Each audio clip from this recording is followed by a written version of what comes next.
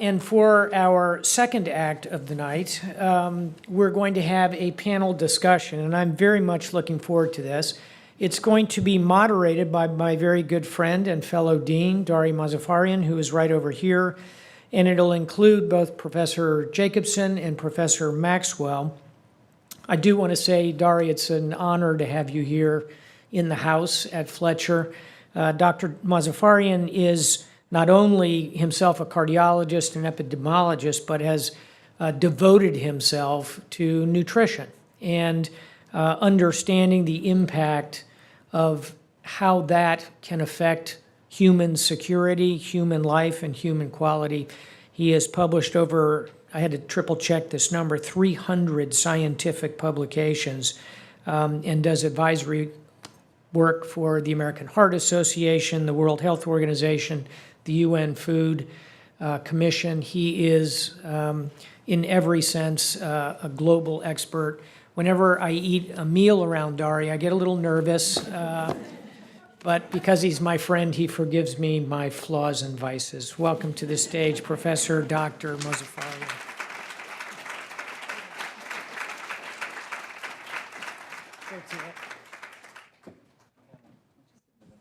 Me? So it's really an honor to be here. I'm triply honored. I'm honored as the fourth dean of the Friedman School of Nutrition Science and Policy, which was founded 40 years ago. This is our 40th anniversary next year by Jean Leir and his good friend and co-conspirator who helped him support this, Henry Leir.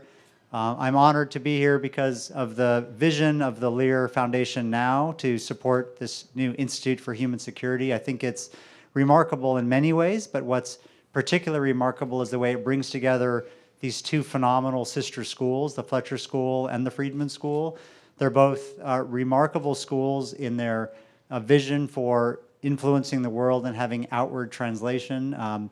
Sort of the opposite, as I mentioned in an earlier reception, of the ivory tower approach to academics. It's really about deconstructing science, coming up with the answers, training future leaders, and going out and really making a difference. And so to bring these two schools together in a new Institute for Human Security that covers food, humanitarian crisis, global migration, all of the major challenges is remarkable. And lastly, I'm honored to be here with two amazing faculty members that I've known since I've been at Tufts. One who is now officially at Fletcher and one who is now officially at the Friedman School, but both of whom throughout their careers here have lived in both worlds, equally moving back and forth between nutrition and security. So thank you so much. So I want to talk to them and let them tell you a little bit about their own work.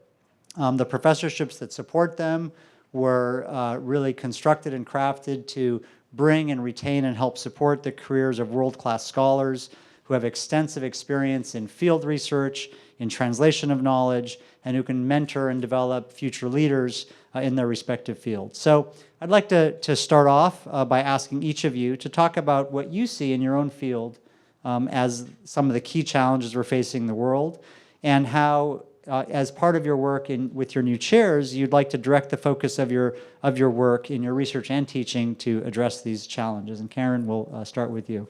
Okay.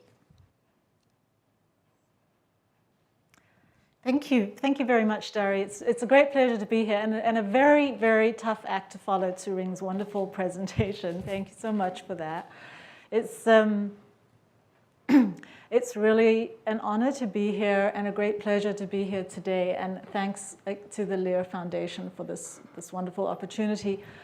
I just will talk a little bit about my work. I've been in this field of global migration, particularly forced migration, for a very long time. Some of you weren't even born when I started this work. So, I began, my interest in this field began with forced migration, and particularly focusing on the refugees and internally displaced people of Africa and the Middle East and Asia and so forth. But in the past year, since our most recent election, as a matter of fact, I have felt that it's very important to not just focus on what's happening in other countries, but to look at how the problems of migration, and which I'll talk about in a minute, but how those problems have really manifest themselves on our shores in the same way that many migration problems bridge, as Surin was talking about, bridge the worlds of poor, less developed countries and the rich north. So I want to just say three things about what I consider to be important in this field today. The first thing is that when we think about migration today, we often think about the migration crisis. And people talk about the crisis of all these Syrian refugees going to Europe. What I think is really important, and what I would like to, in my work I'm trying to address, is for people to understand that the migration crisis, number one, is not really a crisis. Europe has faced much larger numbers of refugees, even in recent years. After the wars in Yugoslavia, for example, many more refugees were appearing in Europe. But more importantly, that migration is not just about emergency flows of people. This is a long-standing part of our history. And because the world's population has grown, as we know, the percentage of people who are migrating, who are crossing borders, this percentage has not changed very much. 100 years ago, the percentage of the world's population that was migrating was around 2.9%. Today, that percentage is 3.3%. Very small number of people of the world's population are, a very small percentage are migrating, but of course, that means it's about 240 million people are living in countries not of their birth today. So it's not just a matter of the million or so refugees that have come to Europe. It's a matter of not only refugees, but many other migrants who have moved, often for the same reasons that refugees have moved. So it's not just about a migration crisis that's happening in Europe. Migration is affecting our entire globe. So what does this mean for us? To me, the most important problem that it presents, that migration presents for us, is not how to stop it, which is often how the European and other governments what they're focused on, is how to stop this migration. Nobody's going to stop migration. Migration is like a wave. We will never stop the waves that come. Obviously, what needs to happen is how we can absorb migration, how we can make migration a phenomenon that benefits everybody, that builds peace, that builds economic and political and social development, and where we can benefit from the opportunities that migration presents to us. One of the biggest challenges that migration, both in Europe and here in the US, is facing is the problem of integration. How are we going to find a way to integrate the people who come across our borders?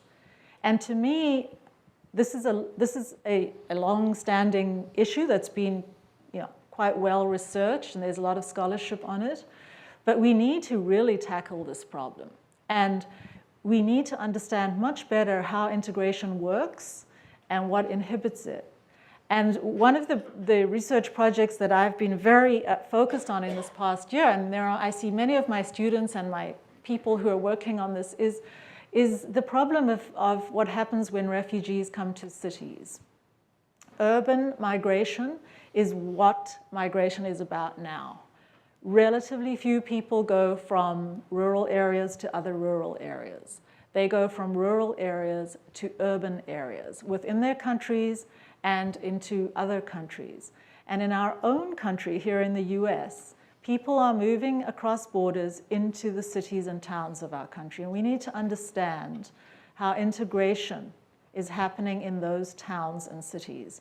And I want to put in a little plug for my project, for our project, the Refugees in Towns project, which the Leir Foundation has funded phenomenally. They've given us a wonderful grant to support the research on this. And I really want to to acknowledge and thank again the Leir Foundation for doing that. So I'll stop there, but I'm very looking forward to any questions that come afterwards. Thanks.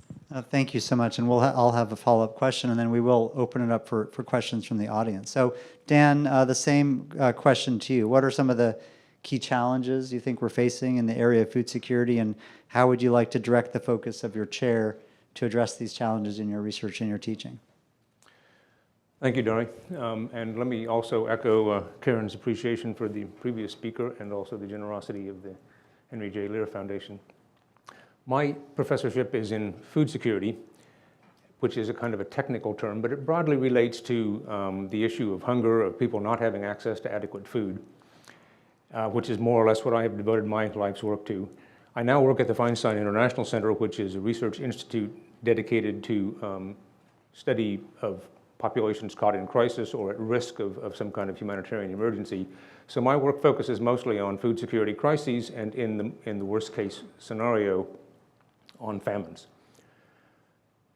We have been tracking global progress towards overcoming hunger for about the last 30 years, and broadly speaking have been making slow but reasonable progress towards overcoming hunger globally, from something like 1 billion people in 1990 to a little under 800 million people in 2015.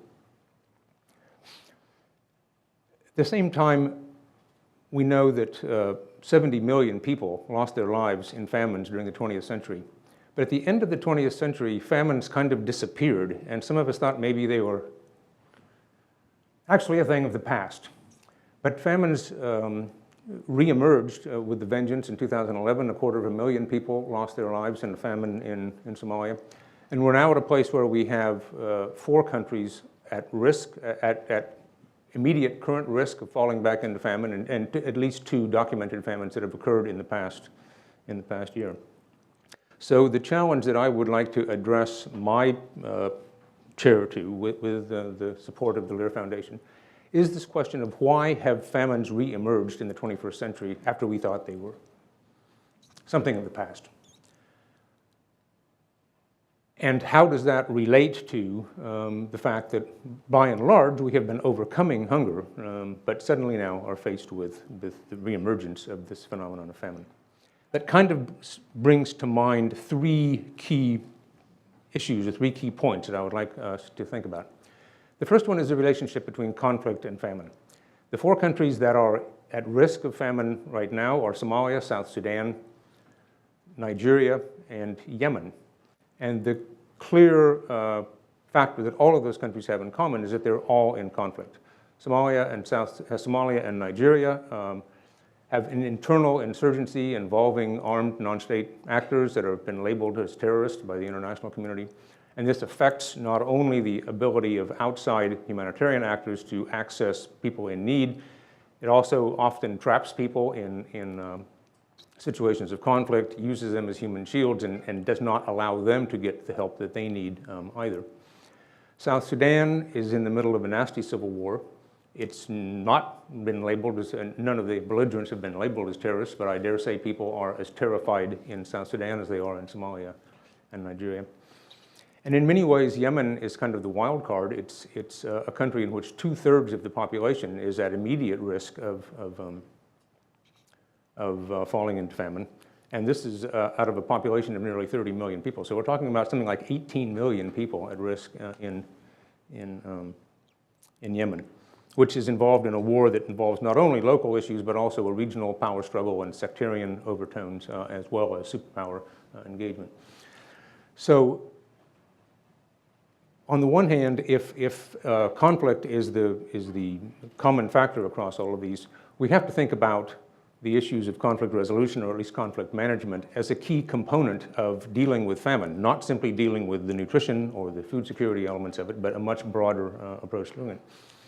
We also have to think about, though, how long these kinds of crises last, and think about not only working on conflict, but working in conflict. What do we do to make sure that people, even caught in conflict, have access to adequate food, have access to the kind of healthcare or water or shelter, or indeed protection from human rights violations that people need and deserve.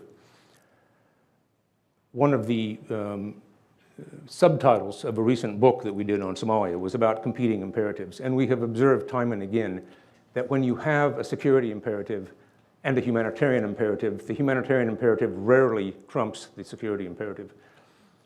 Security concerns will always override concerns about famine or about access to food. So if we're going to, if we recognize that these situations are protracted and long-lasting, we need to think better about how we work in those situations. And that may mean more emphasis on humanitarian protection. It may mean more emphasis on international humanitarian law, etc. The second challenge around this is the link between chronic hunger and famines. And as I mentioned, we've been making progress, at least until quite recently, on the issue of chronic hunger. Often when I'm asked to talk about famines, afterward people will come up to me and talk about things like improved agriculture or better production technologies, maybe even genetically modified foods, or empowering women, farmers, or starting savings and loans groups. All good things to do and all address the problem of chronic hunger, but they don't necessarily address the problem of famine. One of the things that we've tried to do recently and put a lot of effort into in the Feinstein Center is understanding how at-risk communities can become more resilient, more able to withstand shocks and better able to recover on their own or with minimal assistance from outside. And that's what's really different about attacking chronic hunger versus trying to prevent people from falling into famine. There's quite an agenda around this. Much of it focuses on sort of natural hazards like drought or environmental kinds of hazards or even economic hazards. But we're not as good at focusing on political hazards or conflict. And that kind of brings me to my third and last point, which is about the politics of famine. The other subtitle of our book on the Somalia famine was about collective failures. And we have got to take a much more holistic view of crises, be they famines or with other manifestations of human deprivation, to get away from our rather narrow focus on technical issues and think much more broadly about the politics of these things. No government, no controlling authority wants to be labeled as having been at the, on their watch have a famine. And as a result, it becomes very difficult to access people in famine. It becomes very difficult to talk about famine. It's become very difficult to analyze critically the factors that drive famine. And it's been a challenge to conduct research into these circumstances. So I think the combination of those things lays out a fairly ambitious research agenda. And once again, I would like to thank the Leir Foundation for their generous support of our efforts in this field. So I think from both of those initial responses, it's pretty clear what the synergies can be in an Institute for Human Security that brings together these fields. And so we want to leave some time for questions. So I'll ask you a follow-up question and just give a more brief answer, maybe a couple of minutes, to follow up on that. So given what you've discussed, and Dan, we'll start with you and then go back to Karen. Given what you've discussed, what are the synergies that you see for future achievement in scholarship or teaching or impact that can occur across, for example, the 4 chairs that are now endowed and the Institute for Human Security? Mm-hmm. Well, I mean, if you think about the things I just said, I mentioned conflict resolution, I mentioned respect for the rule of law, I mentioned factors around economic development, I mentioned respect for human rights, and I mentioned humanitarian access and humanitarian action. And those pretty much define the core fields that the Institute for Human Security embraces, teaches in, and conducts research on. So I think intellectually, the overlap is ripe for all kinds of synergy and all kinds of collaboration. I do think that the other thing that the chairs will enable us to do, and I say this speaking as someone who has worked for 11 years in a soft-funded research institute, we are often chasing one grant, finishing up the work from another grant, thinking of upcoming ones, trying to make sure that the ones that have are complete, get into the public discourse, into the public domain, into the hands of policymakers and so forth. And we often don't have the time that it takes to do that kind of second level of synthesis or of teamwork or thinking through complex problems, not just from the perspective of famines or from the perspective of forced migration, which have obvious overlaps, but on a much broader level.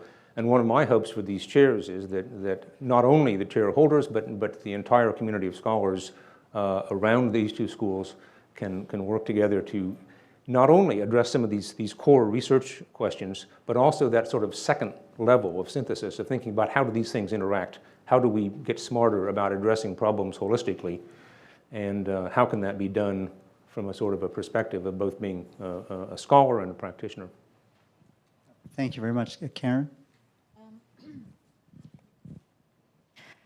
Well, to me, the whole idea of endowing a chair is, to me, like it's this amazing, almost medieval phenomenon that still exists today. What could be more incredible than to have an endowed chair? I mean, every day I get up and think to myself, I have an endowed chair, and it means I can just relax, you know? I mean, and you can focus on your students, you can focus on your thinking big thoughts and figuring out how to bring people together and how to talk to people. It's just, I mean, I've been in Feinstein Center for, I don't know, 20 years, and it was always about chasing grants. It's just phenomenal not to have to do that anymore.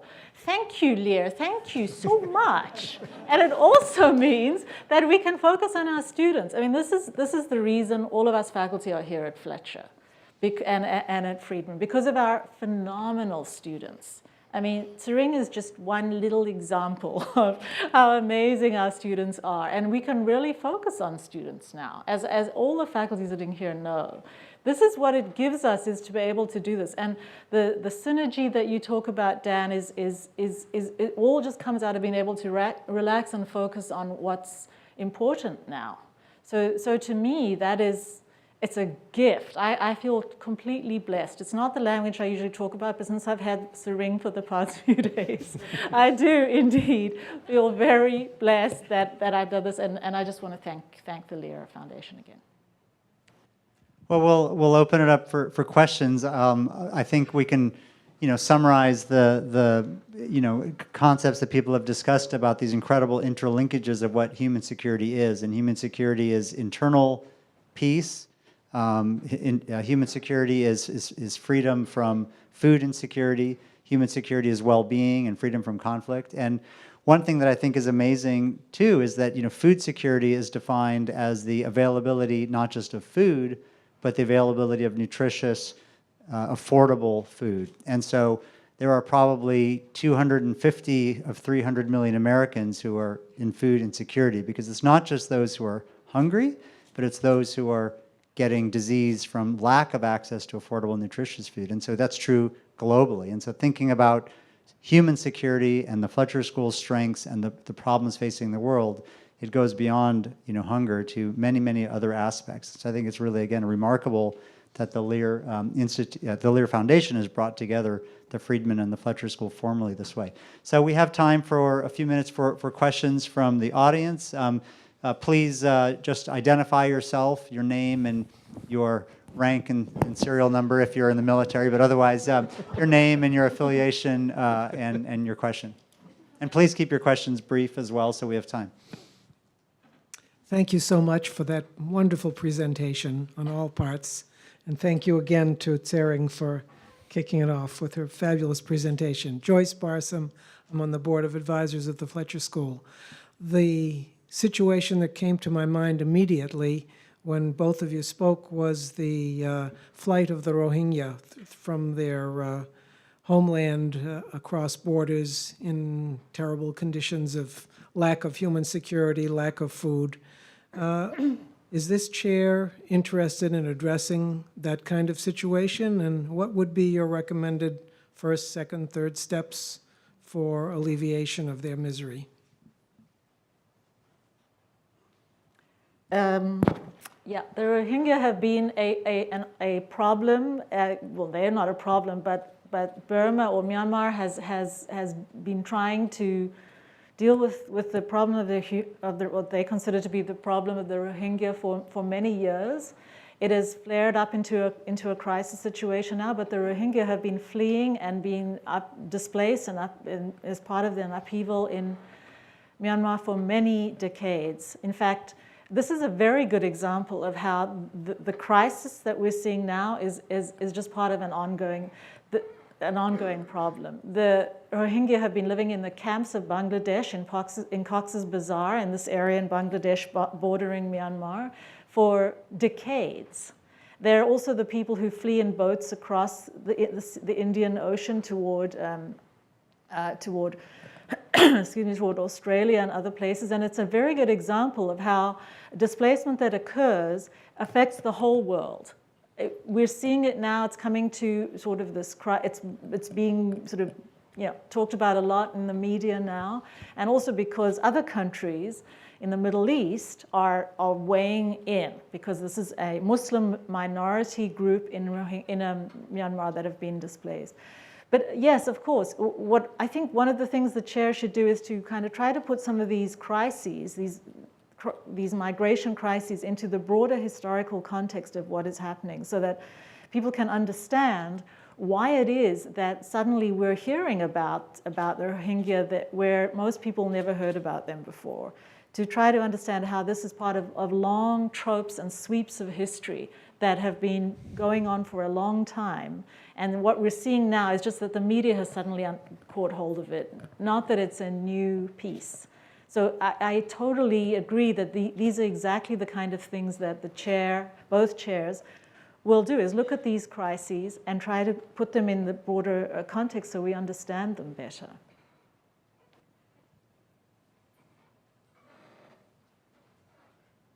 Please, yes. Thank you. My name is Catherine Koch, and I am here as a friend of Tsering. When I was in the Foreign Service doing regional environmental work in South Asia, my conclusion after 3 years was the core, and I believe it's true in the United States, not just South Asia, the core environmental problem is population growth. That may be a bit radical in a wrong way, but I wondered how population growth figures into the two subjects that you're going to both be addressing, and how you might address that. Dan, do you want to take that one? Sure. One of the most enduring interpretations of famine came to us from Malthus, who hypothesized that human populations grew at a geometric rate and agricultural technology improved at a sort of a more arithmetic rate, and that sooner or later a population would outgrow our ability to produce food, and therefore some people would have to starve. And that in a way, systemically looking, that was a good thing because it was sort of a positive check on runaway population growth. That explanation, that understanding of famine has stuck with us for about 200 years. It was finally debunked by Professor Amartya Sen, who now is across the river here, or not, actually on our side of the river in Cambridge, at Harvard. And what he pointed out was that the issue of famine is not that there is not enough food for people. The issue is that some people do not have access to adequate food. Now, the people who think about these issues globally are worried that with population growth being what it is, we need to continue to innovate and develop new agricultural technologies. We need to think of better, more environmentally sustainable ways of producing food for a growing population, et cetera. But population growth isn't the reason that we have famines. The reason we have famines is because for one reason or another, a whole group of people suddenly, or over a period of time, lose their ability to access adequate food. So there's usually an economic aspect to it, there's usually a political aspect to it, and sometimes it's done deliberately. Sometimes food is used as a weapon of war, or sometimes people are deliberately denied access to adequate food.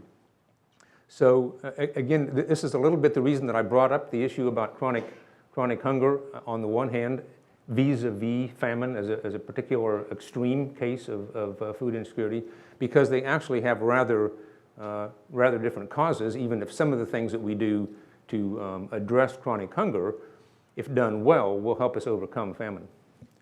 Would it be fair to say that compared to the sweep of history, looking back, millennia, that in some ways conflicts and famines and displacements relative to the proportion of the world population may be actually even better, and we may be improving. They're more obvious and they're more tragic and they're more terrible because we know how to address them, but actually as population has grown and technology has grown, maybe we're better off than 1,000 years ago. And if so, I mean, that's actually a positive message that academic institutions can continue to improve that knowledge. Is that a fair non-expert assessment, or no, are things worse now than they've ever been? I'm wondering if Alex Duvall is in the house tonight. I mean, he has looked at this question over history, and has shown that in the 20th century, something like 70 million people lost their lives, and we have data on that. In the 19th and 18th centuries, we know of massive famines, but we don't have a good idea of the mortality in those crises. So yes, it is fair to say that for the most part we are better off now. I mentioned at the beginning that we're tracking the extent to which we're overcoming global hunger, and the numbers have only dropped rather modestly from around 1 billion to something like 800 million today. But given population growth, the proportion of the population living in chronic hunger has dropped, considerably more than that, from like 18% in 1990 to about 11% today. So yes, your observation is broadly correct. That's positive in a discussion of really tragic events. We're maybe moving in a positive direction. Maybe we can have one last question. Was there one last question? Did you have one? Thanks. I'm Kim Wilson, and I know Karen and Dan well. I teach here at Fletcher. And my question is, I think you've articulated how famine can drive migration. But maybe explain to those of us that don't study migration or hunger how migration actually can drive famine, if there's a link that goes in that direction. Do you want to address that, or do you want me to? How migration can drive famine. I guess it could. I guess we don't usually think about it quite in those ways. Well, for example, I mean, there definitely are causal linkages in both directions, which is an example of the kinds of synergy that we could think about with these shares. I mean, the Rohingya, someone mentioned, is a good example. They have been forcibly displaced from their place of origin. They're displaced from their livelihoods. They're displaced from their usual ability to earn or to produce the food that they need to survive. So in that sense, the forced migration has forced I mean, they're not in famine, but they are in urgent need of external food assistance. So in that sense, the forced displacement is what's driving the food security problem. On the other hand, the example that we saw in Somalia in 2011, people were trying to hold on their, to the extent that it was an agricultural population that was caught in it, trying to stay on their land, hoping that the rains would fall again quickly enough that they could survive a bad year. And it was when the rains failed for the second time, and it was clear that they were not going to make it through to another harvest. Their livestock were dying. In that case, it was the famine that drove the migration, and you saw widespread movement to both Kenya and Ethiopia, and internally in Somalia to urban centers where people might seek casual employment or other means of supporting themselves. So I think that there are the causal arrows in that case, if you will, run both ways depending on the nature of the crisis. Yeah, I would perhaps argue with you a little on that, because I think that migration is a survival, for the most part, a survival strategy. And when people don't flee, when people migrate, it isn't going to cause migration, famine. The forced migration in this case. Yeah, but even anybody's migration, it's more likely it's going to alleviate the strain of not having access to enough food on the people who are behind. Just to get back to this issue of overpopulation, it's very old-fashioned and even some may say regressive thing to say, but in my own view, I do think that overpopulation is a problem today. I think it's very difficult for any of us to say, there's no problem here when it comes to the fact that there are just too many human beings on this earth. Now, the fact of the matter is that the problem is that there are too many human beings in some parts of the earth, that there are too many people moving into some areas that cannot support them, or are living in some areas that cannot support them and therefore have to migrate. But I don't think it's okay to say we can just keep breeding at this phenomenal rate that we are, and destroying our environment, wiping out our wildlife and our ecosystems, and just say it's fine because we've got some technological solution that's coming our way. Maybe if we'll, migrate off to Mars, that would solve the problem. But I don't think that's happening, and I do think we need to stop breeding. I hope you don't think that's what I was saying. I'm sure it wasn't, but it's... So no, I think this demonstrates for the students in the room the lively and important insights, and for the non-students in the room, I think people want to come back to school, right, to hear some of these conversations. And I think that the next institute should be an Institute for Planetary Health, because that is a major topic of interest at Tufts, to think about health of the planet, which means not just the health of the people, but health of the animals, health of the entire planet. And last, I'll take 1 minute, because I noticed from the program that no one has introduced and thanked and honored Admiral Stavridis. So he has opened and is closing the program, and he's not one to sing his own praises. And so I just want to say that as someone who came in about a year after he started, I am unbelievably honored even to be in the same sentence as a peer of someone like Admiral Stavridis, who is incredibly down to earth, incredibly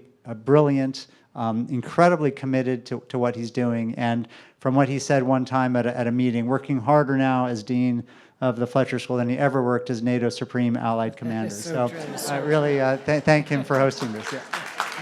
Thank you. Very nice. Thank you.